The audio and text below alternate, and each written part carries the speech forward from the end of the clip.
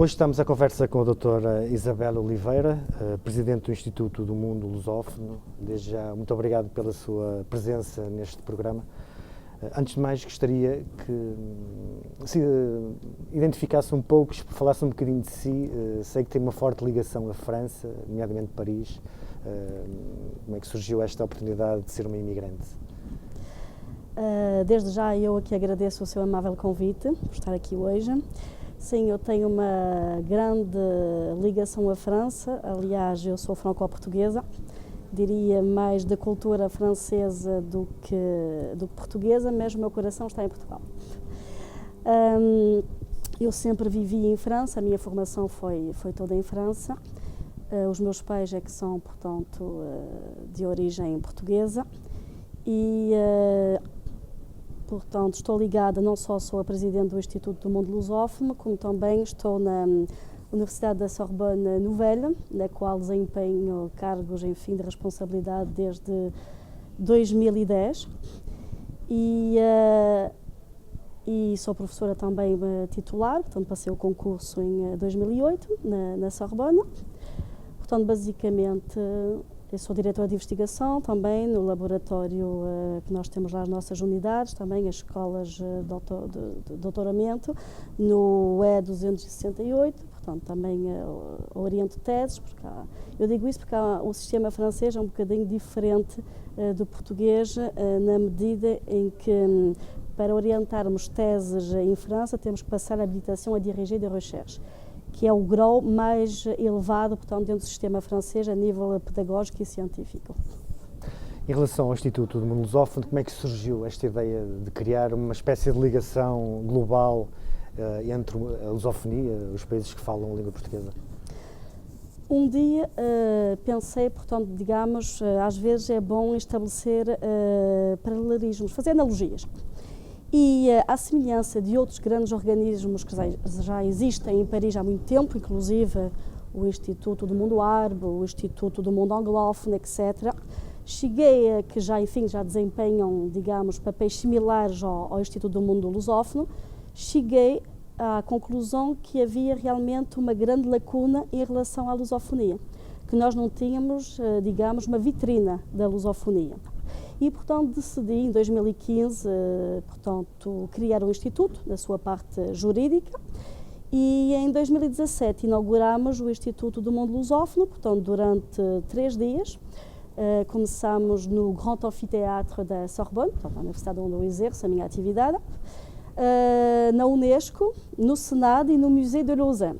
Recebemos 118 intervenientes na altura, de todas as áreas, e eu tenho sempre esse cuidado de fazer uma ponte entre a francofonia e a lusofonia. E porque a ideia também é essa, porque Paris acaba por ser o berço do Instituto do Mundo Lusófono.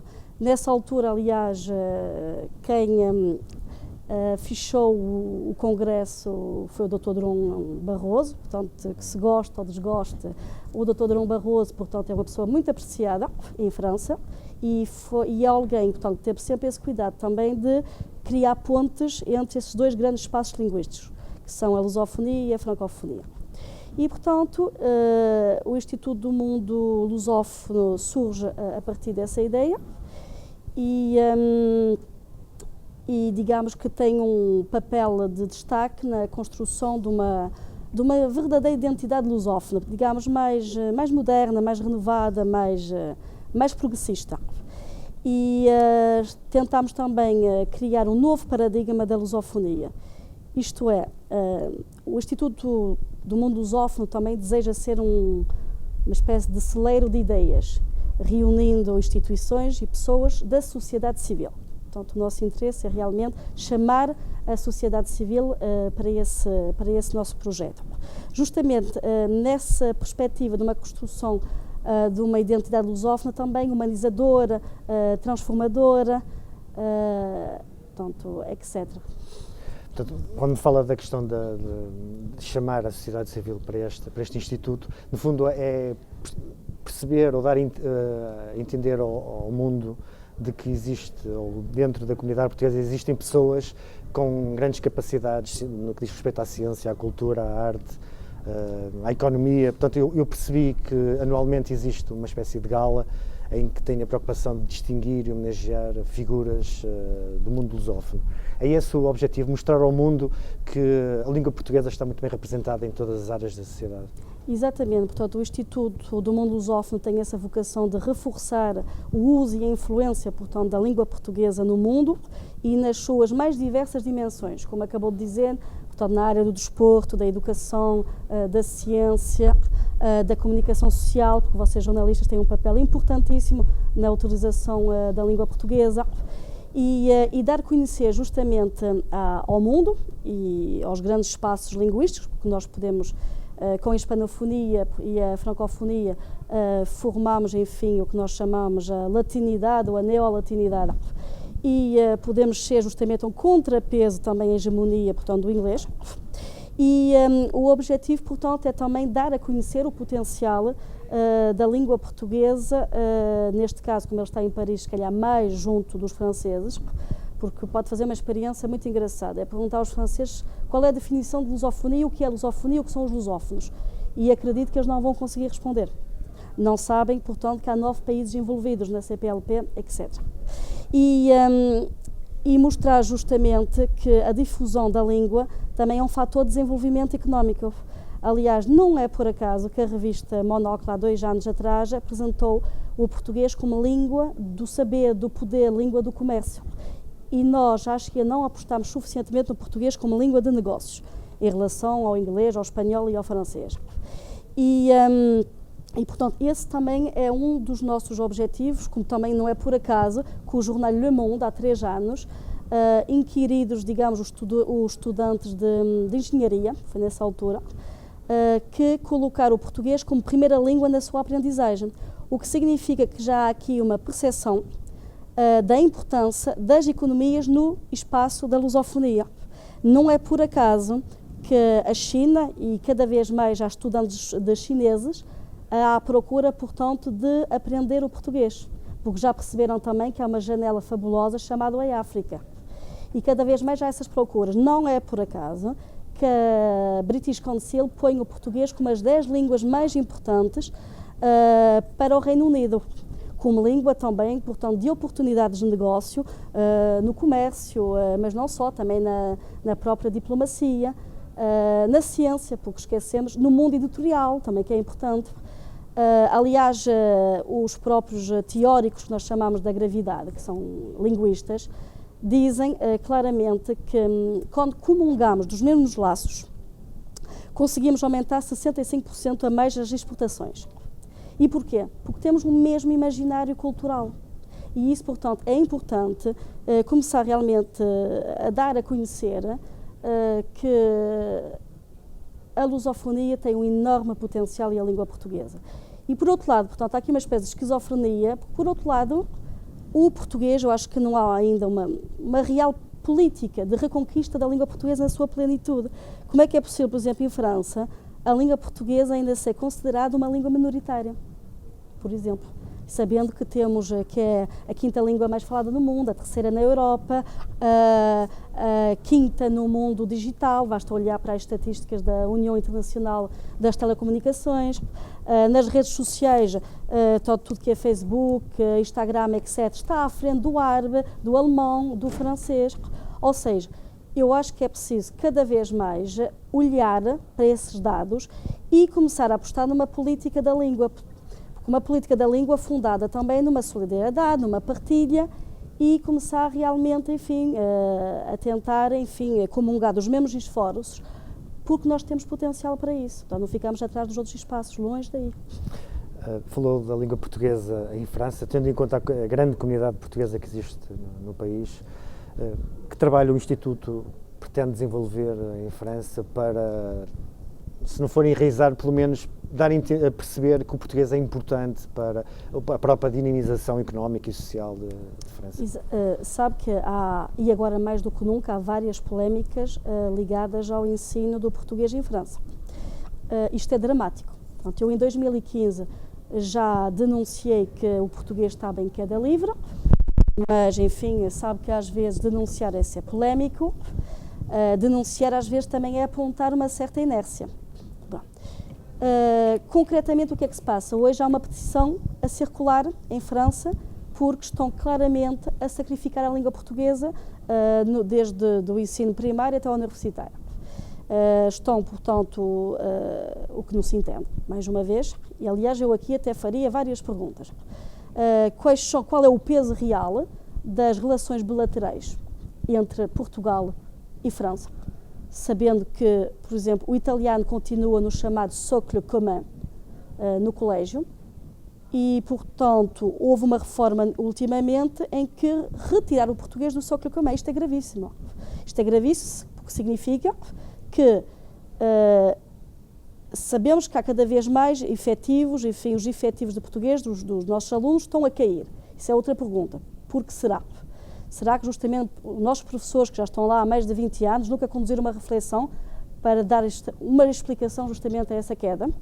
Outra pergunta. Será que nunca houve uma iniciativa de fazer uma auditoria, se calhar mesmo nas próprias universidades, para saber nos departamentos quantos estudantes de português temos ao certo? Por que razão os departamentos de português estão a fechar uns atrás dos outros? Fechou há pouco tempo um em Paris 8.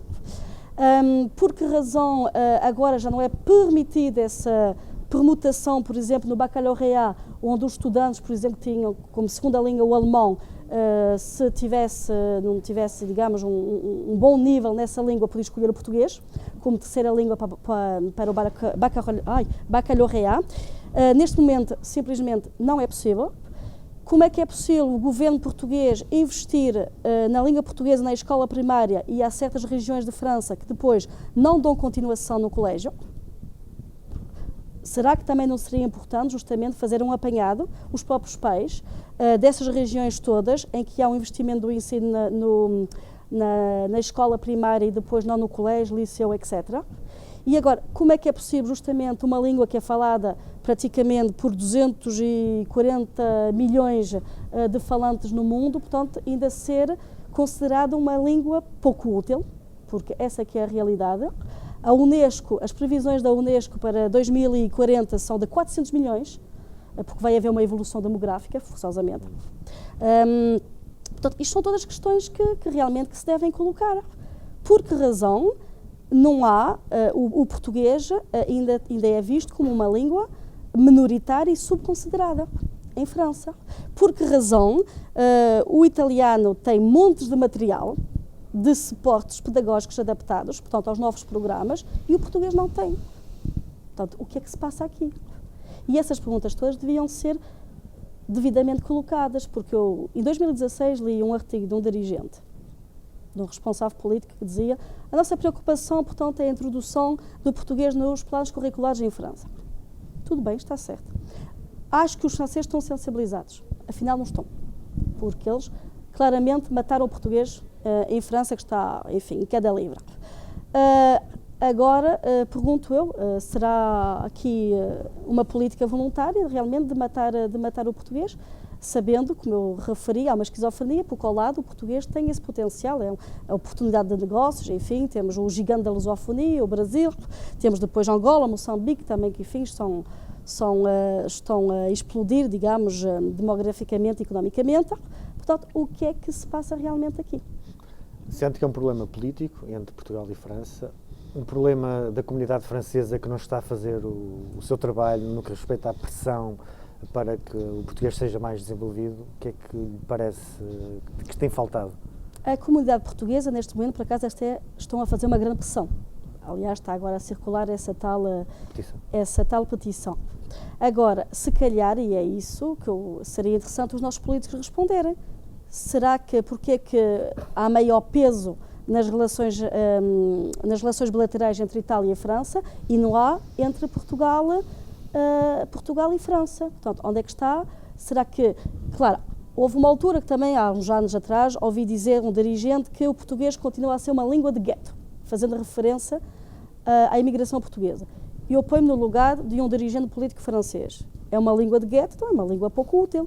Em vez de dizer, o português é uma língua da comunicação internacional, o português é uma língua da ciência, O português é uma língua da sociedade da informação. O português é uma língua de negócios.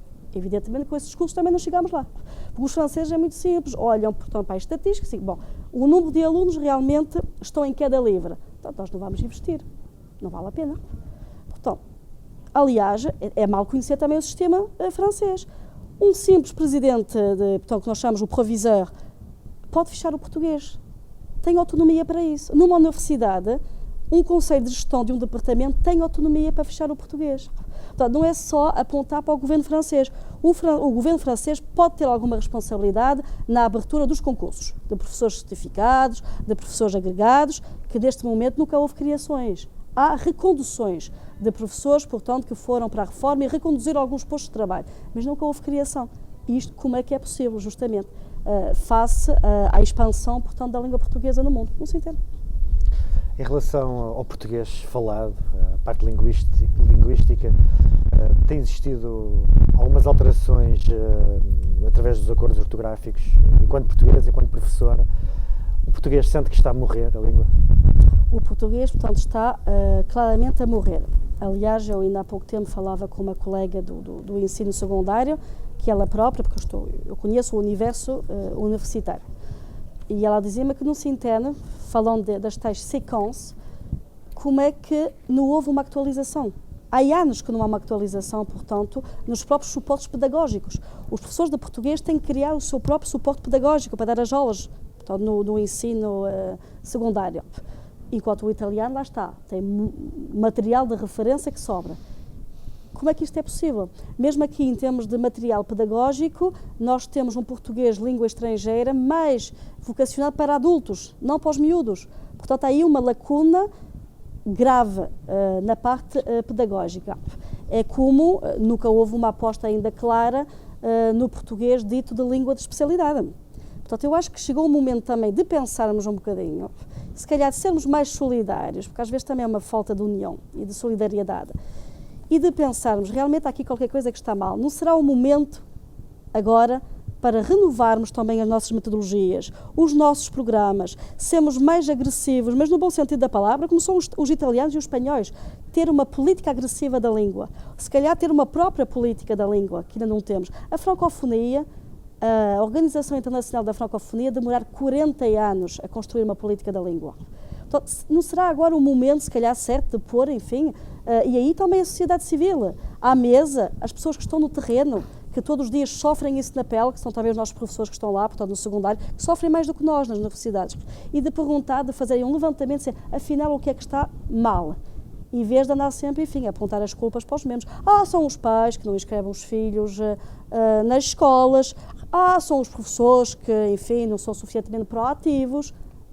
Não, nada disso. Portanto, chegou talvez o momento de conduzir uma autêntica, uma verdadeira reflexão.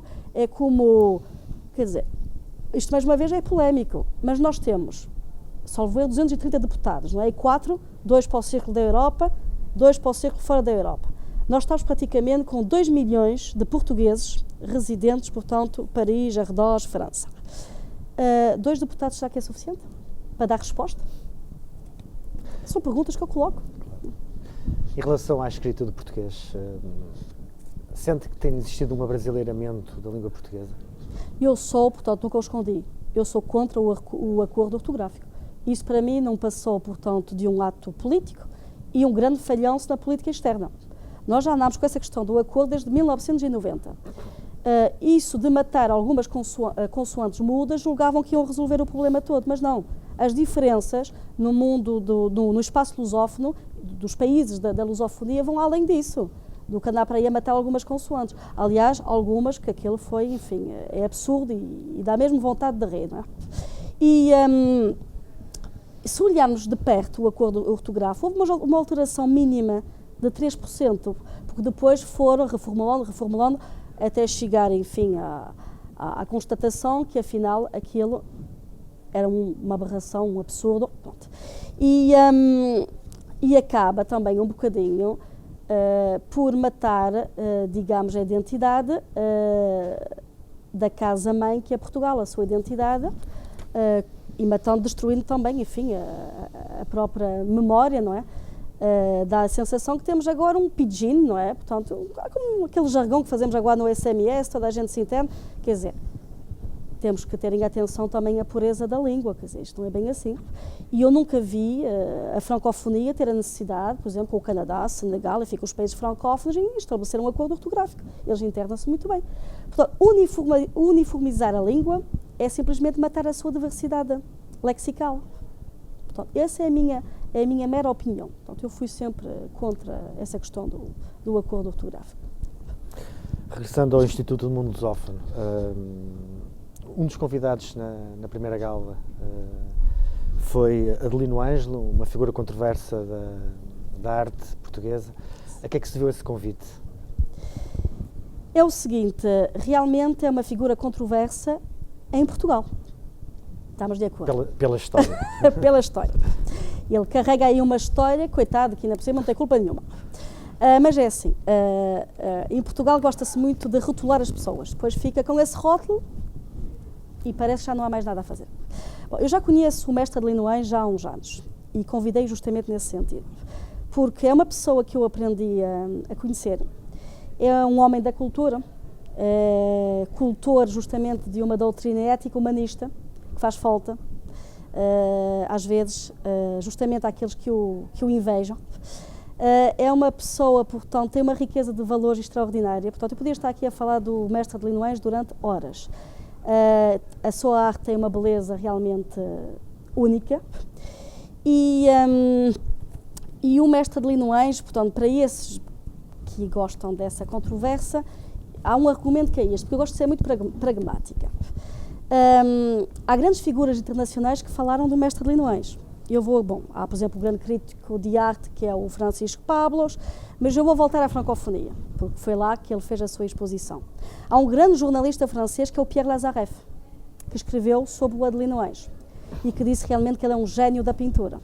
E é verdade que eu concordo com o Lazareff. O gênio nasce, não se faz. Portanto, para mim o pintor não se faz. A mim pode-me dizer para ele pintar, enfim, sou capaz de fazer alguns traços, mas pouco mais. E o Lazareff, portanto, definiu muito bem o Adelino Ângelo. E o Adelino Ângelo, sem a menor dúvida, portanto, vai ser um artista que vai ser estudado, que vai ser visto, que vai ser admirado pelas gerações futuras, porque é sempre assim. É sempre no futuro, póstumo.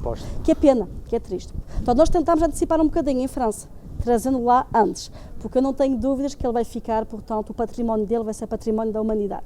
E lamento, deploro, sobretudo, enfim, os nossos governantes cá em Portugal, justamente, que não têm uma postura atónita, por causa do que acabou de dizer, pode ser uma figura controversa, porque andou aí a pintar, enfim, uns quadros na altura. Deploro isso porque ele realmente tem uma genialidade que é única e ele consegue realmente nos surpreender com a sua obra constantemente. Apodera-se da alma e consegue transformar aquilo, portanto, em música, em poesia, e ele conseguiu, portanto, ele fez uma doação de si, eu diria, aos mais vulneráveis, porque o que ele pinta realmente, digamos, são as figuras mais da miséria, os loucos, os mendigos, são cristos vivos, que é mesmo assim, portanto, da nossa sociedade. E o que acontece é que o Adelino Ângelo, que se queira ou não, porque eu acho que até é bom ser polémico, é bom sinal, é porque realmente nós mexemos com as pessoas. O Adelino Ângelo tem um reconhecimento internacional, portanto, isso ninguém lhe pode tirar, só não tem reconhecimento em Portugal. Agora, como eu também costumo dizer, tudo o que está lá fora que é bom. Mais uma vez, há aqui um problema, tem-se que analisar aqui uma esquizofrenia. Se ele é bom lá fora, se tudo o que está lá fora é bom, tem que ser bom cá dentro. Portanto, eu aí também lanço assim esse repto aos nossos dirigentes políticos, para eles começar a conduzir assim uma pequena reflexão sobre isso tudo. Doutora Isabel Oliveira, agradeço muito a sua presença aqui neste programa, foi um prazer enorme ter estes quase 30 minutos de conversa. Para se despedir, não sei se quer deixar uma pequena mensagem. A mensagem realmente é, primeiro, agradecer o facto de me ter dado a oportunidade, enfim, de falar sobre temáticas que eu julgo pertinentes hoje em dia, sobretudo também do Instituto do Mundo Lusófono, e sermos todos nós embaixadores da língua portuguesa para contradizer um bocadinho, vamos falar português e contradizer o que o Churchill já dizia, mas com muito humor, e ele tinha toda a razão, que é o inglês é a língua mais fácil a ser mal falada. Portanto, a nossa é complicada e vamos falar português.